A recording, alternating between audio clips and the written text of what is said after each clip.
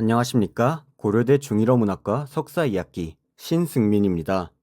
제가 일본어 과외 봉사를 할 때의 일입니다. 청각장애인 학생의 이 질문에 대학생 때까지 비전공자였던 저는 납득이 가는 설명을 할 수 없었습니다. 그래서 이 의문에 답하기 위해 저는 이 세 권을 읽게 되었습니다. 먼저 현대 일본어학 입문의 2장 방언과 공통어에서 방언이란 어떤 특징적, 개별적 요소뿐만 아니라 의문이나 문법을 포함한 지역의 언어 체계 전체를 뜻하며 사회적 변종과 지역적 변종이 있다고 합니다. 이 중에서 일본어의 방언은 지역적 변종이라고 합니다. 그리고 지역별 방언의 차이가 생기는 이유는 지형적 요인으로 교류가 어려웠기 때문이라고 합니다. 이런 방언의 이미지는 옛날에는 없애야 하는 것이었지만 지금은 하나의 개성과 특징으로서 받아들여지고 있다고 합니다. 그런데 이 방언이 요즘은 공통어에 침투하고 있으며 특히나 중간 형태 변화가 눈에 띈다고 주장하였습니다.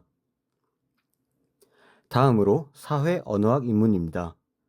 이 책의 3장에서는 방언을 일반적과 사회 언어학의 두 가지 측면으로 나누어 설명했습니다.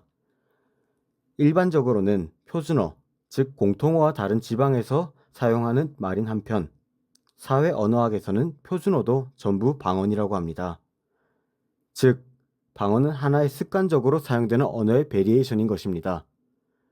또한 방언에는 우열이 없고 모두 훌륭한 하나의 언어라고 주장하며 미국의 영어도 원래는 영국 영어의 방언이었다는 예시를 들었습니다. 그리고 방언에는 발음, 단어, 문법에 3요소가 있다고 정의하였습니다. 또한 이 책에서는 사회 방언에 관해서도 설명하고 있었습니다. 지금까지 위 두 책을 통해 방언이 왜 생기고 어떠한 특징이 있는지를 살펴보았습니다. 다음으로 교토화법을 왜 사용하는지를 알아보기 위해 마지막으로 일본어 오형론 입문 중 7장 일본어의 배려 표현을 살펴보겠습니다. 이 책에서 배려 표현이란 대인 배려의 기능을 갖는 어휘, 표현군 전부라고 하며 여기에는 부사, 형용사, 전미사, 보조동사, 문법 표현 등이 모두 해당된다고 합니다. 배려 표현의 특징으로는 같은 표현이어도 의미와 기능이 다른 경우가 있다고 합니다. 또한 교토화법으로 알려진 말투도 이러한 배려 표현에 기초한 방식이라고 합니다. 예시로 어머 피아노를 참 잘 치시네요 라고 말할 때 시끄럽네 라고 생각할 수도 있지만 이것은 직접적으로 말하면 상처받으니 돌려서 말하자 라는 배려 표현에서 기인한 것이라고 합니다. 즉, 문장 전체가 하나의 배려 표현인 것입니다.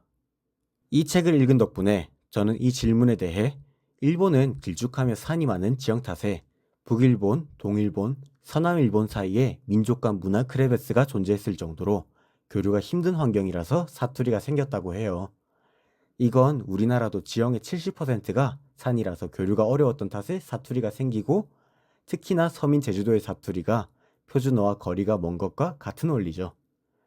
그리고 이제 교토화법은 굳이 왜 그렇게 말하지? 라고 생각할 수도 있어요.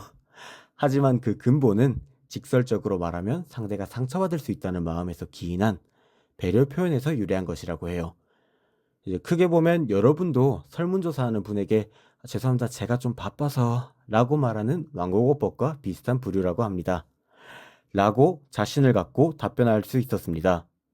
이 책들에는 그 외에도 다양한 일본어의 문법과 체계가 알기 쉽게 기술되어 있었습니다.